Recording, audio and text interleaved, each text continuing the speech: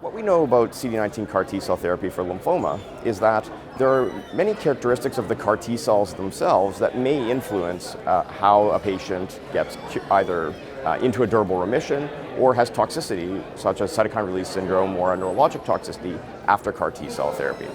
We also know that there are clinical characteristics, such as the patient's performance status or how bulky their disease is, how much disease they have on board, that may also affect these factors. What has not been very well studied is the tumor-related factors, whether one patient's type of tumor might put them at more risk of toxicity or more risk of not having a durable remission after CAR T-cell therapy. So we have two posters from Moffitt Cancer Center where we have done biopsies on patients before they underwent CAR T-cell therapy. And the finding is that when you look at the patient's biopsies prior to CAR T-cell therapy,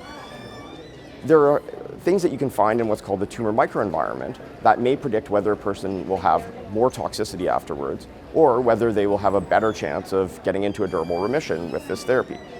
In terms of toxicity, what we found is that there's a certain type of T-cell that if you find it in the tumor microenvironment, and this type of T-cell is called a regulatory T-cell, if you find a lot of T regulatory cells, a patient is very unlikely to have neurotoxicity. And we think that these T regulatory cells are able to modulate the CAR T cells to prevent toxicity.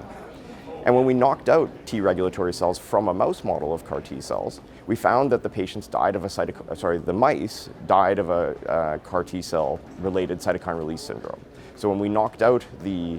T regulatory cells from the mouse, they had a lot more toxicity than we would have expected. So together these results come together to make us think that there are elements of the tumor microenvironment that will affect how a patient will do. So currently our studies are preclinical to just identify what the types of cells are, and we need to do some further work to look at some of the signaling mechanisms and targetable things in T regulatory cells so that we can perhaps augment them or improve them or go after other aspects of the tumor microenvironment to try and make CAR T-cell therapy better.